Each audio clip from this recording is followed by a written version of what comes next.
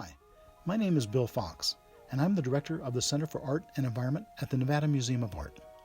The center is where we research the intersection of art with natural, built, and virtual environments.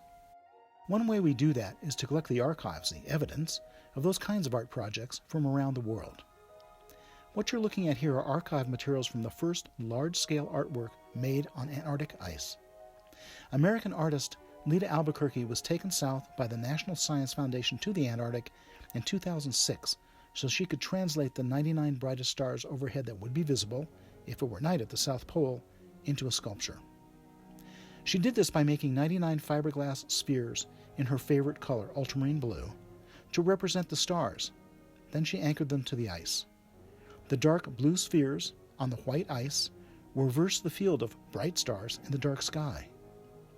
Then she invited scientists and technicians wearing their traditional red parkas to walk a spiral into the sculpture as if a strand of DNA inhabited the stars.